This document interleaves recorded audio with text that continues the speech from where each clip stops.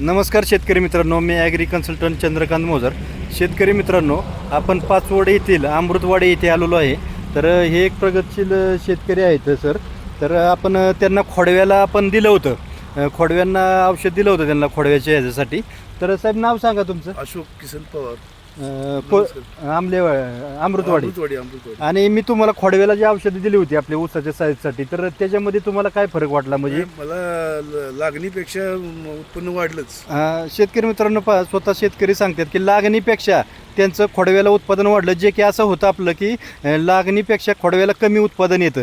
आणि आपण आता साहेब ह्याला वापरलेलं आहे नवीन. आता हे नवीन लागण आहे शेतकरी मित्रांनो. मागची जी लागण आहे ना, ह्या नवीन लागणीला आपण वापरलेलं आहे. तर आपण ह्याला एक ड्रिंचिंग केलं आहे आता, आहे का ना, एक ड्रिंचिंग केलेलं आहे. आणि याच्यामध्ये यांनी कांदा लावलेला आहे बघा, हे आंतरपीक म्हणून. हे बघा, हे असा कांदा आहे.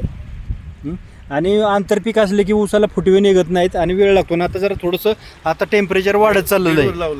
हां, बेडवर कांदा लावलेला आहे. असं 3 ओळी लावल्यात आणि त्यांनी ड्रीप केलेली आहे. आणि जर आता शेतकरी मित्रांनो आपण जर जवळनं बघितलं आता बारकाव्यानं, तर हे बघा तुम्हाला दाखवतो. आता हे लहानच एवढाच ऊस आहे. तर ह्याला फुटे बघा, 1 2 3 4 5 आणि एक 6वा निघतो. या इथून 6 फुटवे आता निघतात. आणि अशा स्टेजला जर एकसारखे फुटवे निघाले तर एकसारखे आपल्याला ते ऊस वाढतात. नाही तर आपला जेठाच फक्त मोठा होतो. आणि तुम्हाला काय सांगाल इतर शेतकऱ्यांना, बाबा हे जे मी प्रोडक्ट येऊन देतोय लोकांना, ते चांगलं आहे का वाईट आहे? मला तरी चांगलं वाटते. हां, म्हणजे रिझल्ट आपल्याला चांगला मिळाला आहे. चांगला मिळाला आहे, काय विशेष नाही. आणि शेतकऱ्यांनी हे वापरलं पाहिजे. म्हणजे जे रासायनिक खतं अर्धी आणि हे अर्ध जर वापरलं तर आपलं उत्पादन चांगलं निघणार आहे. मी रासायनिक थोडंसंच वापरलं होतं. हां हां काय 25% वापरलं असेल. हां, तर 25% रासायनिक आणि 75% मी त्यांना प्रोडक्ट दिलं होतं. तर त्या पद्धतीने हा त्यांचा प्लॉट आहे. हे असा कांदा आहे याच्यामध्ये, आणि ह्या एक त्यांचा खालचा प्लॉट आहे असा.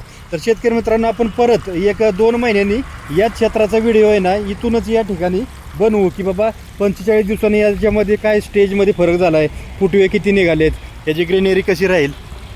धन्यवाद शेतकरी मित्रांनो.